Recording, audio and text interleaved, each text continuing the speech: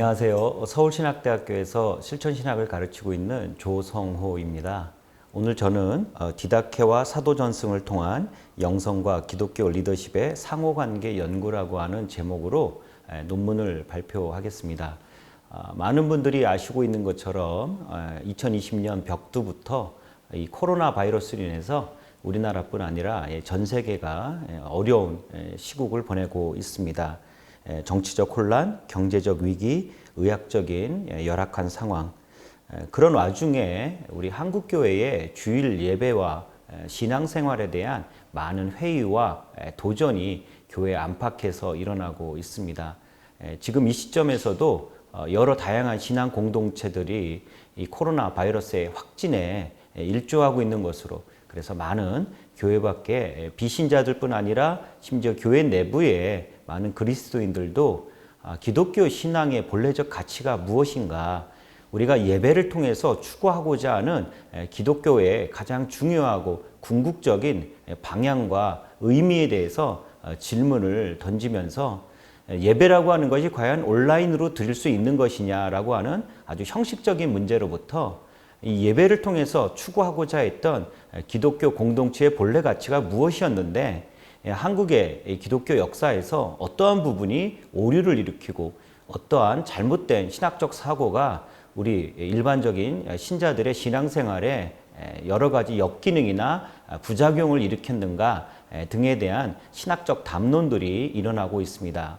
최근에는 포스트 코로나 시대에는 과연 한국교회는 어느 방향으로 갈 것인가와 같은 다양한 제목으로 여러 가지 세미나라든가 담론들이 활발하게 일어나고 있는데, 오늘 저희들은 초대교회 시기에 기독교 예배의 가장 근원적인 텍스트로 역할을 했던 디다케와 사도전승이라고 하는 두 권의 기독교 전승, 기독교 고전을 통해서 우리가 어떻게 오늘날 이 포스트 코로나 시대에 기독교 영성과 리더십의 방향성을 논의할 수가 있겠는가.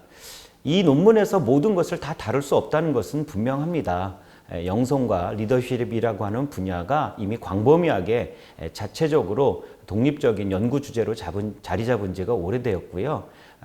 이 코로나 사태가 아무리 한국교회에 큰 전환점을 마련했다 하더라도 이 짧은 논문 속에서 영성과 리더십에 대한 모든 것을 다 담을 수는 없고요. 기본적인 하나의 운영 원리 정도를 살펴보는 수준에서 이 논문을 진행을 했습니다. 잘 알고 계시는 대로 사실 예배라고 하는 이 우리말은요, 한자에서 온 것이죠. 예를 갖춘다라고 하고 또 절을 한다라고 하는, 그래서 특정한 상대를 향한 신뢰와 존경의 의미를 담고 있습니다. 우리말 예배는 처음부터 홀로 고립된 어떤 한 개인을 뜻하지 않습니다. 외부와의 교류가 단절된 분리나 단절의 상태가 아니라 공동체로서 서로 존재하는 상호관계를 전제하고 있습니다.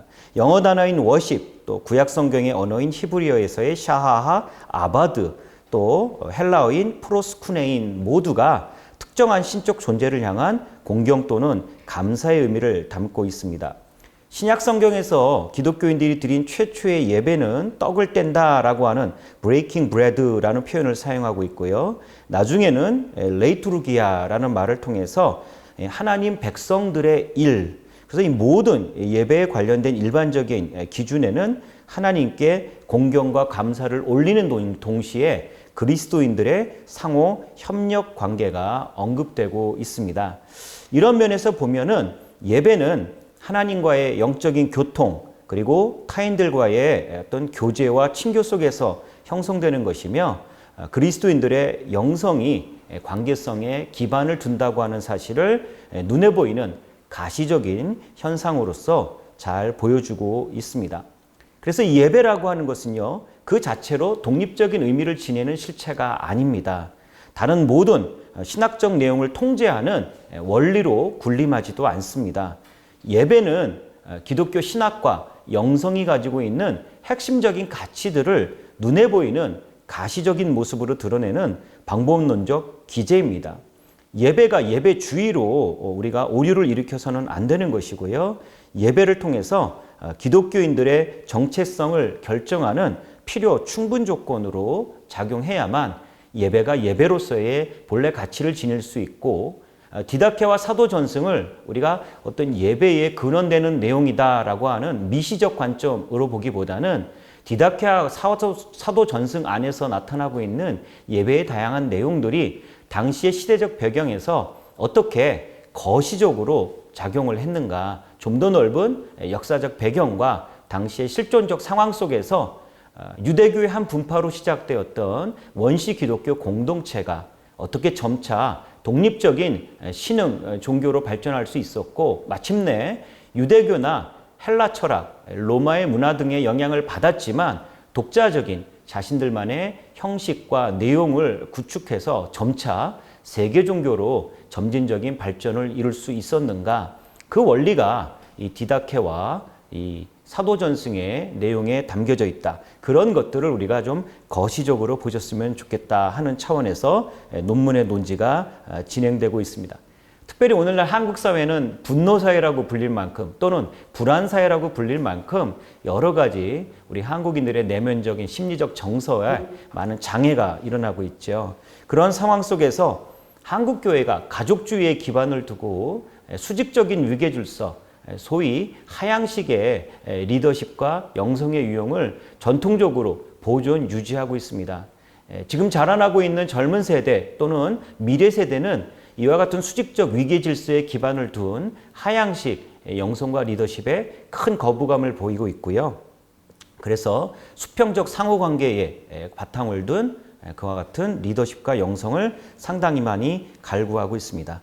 디다케와 사도전승은 예배의 기원에 관해서 다뤘다라고 하는 그런 의미를 떠나서 이미 당시에 특정한 신앙 공동체가 현존하고 있었다. 왜냐하면 예배에 대해서, 그리고 교회 내부 직제에 대해서 여러 가지 다양한 언급을 했다고 하는 것은 신앙 공동체가 존재하지 않았다면 불가능한 일이고, 그 신앙 공동체가 신앙 공동체 외부에 있는 일반 사회하고의 관계성이 고려되지 않았다면 그들이 그러한 고민을 굳이 저술 속에 담을 필요가 없었다. 즉, 신앙 공동체 내부에 이미 자신들이 하나의 공동체로서 어떠한 기준과 그것을 일관되게 구성원들에게 보급하고 확대할 만한 필요성이 존재하고 있었고, 그와 같은 내부적인 필요성은 교회가 위치하고 있었던 당시의 역사적, 사회적 실존 상황과도 밀접한 연관성을 가지고 있다. 따라서 예배를 통한 교회의 영성과 리더십이라고 하는 것은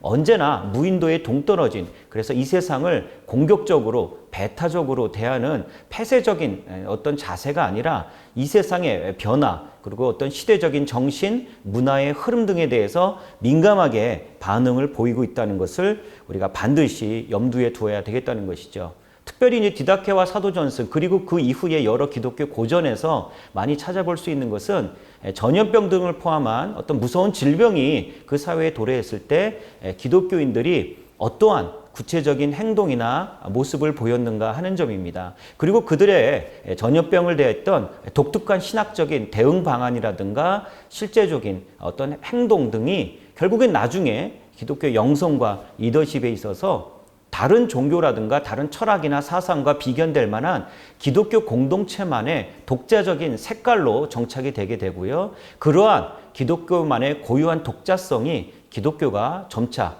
많은 사람들에게 인지도를 넓히고 개종자가 나타나고 오늘날과 같은 발전된 모습으로 나아갈 수 있는 기반이 되었습니다.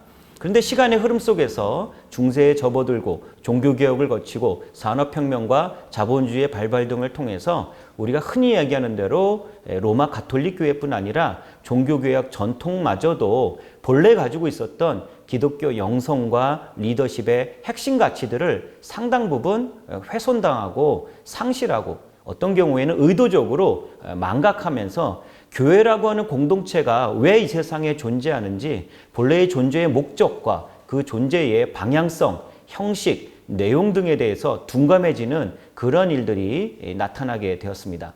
이번에 나타난 코로나19 바이러스는 그러한 모습을 우리가 다시 한번 성찰할 수 있도록, 그래서 우리가 온라인으로 예배를 드릴 수 있느냐 없느냐, 온라인 성찬이 가능하냐 불가능하냐, 어떻게 보면 아주 매우 구체적이고 지역적인 사안 같지만 그것은 단순하게 예배나 성찬에 국한된 문제가 아니라 결국은 기독교 신앙 전반의 방향성, 그리고 우리가 원래 가지고 있었던 영성과 리더십의 내용에 대해서 다시 한번 숙고하고 성찰해야 될 필요를 알려주고 있다는 것입니다. 자료를 올려드린 제 논문 속에 아주 기본적인 시선과 관점만 나와 있습니다. 이 시선과 관점이 앞으로 포스트 코로나 시대에 한국교회가 그동안 잃어버리고 있었던 것은 무엇이고 약화된 부분은 무엇인지 그런 부분들을 보완하고 보충할 수 있는 그러한 작은 첫걸음이 되기를 바라면서 제 발표를 마치도록 하겠습니다. 감사합니다.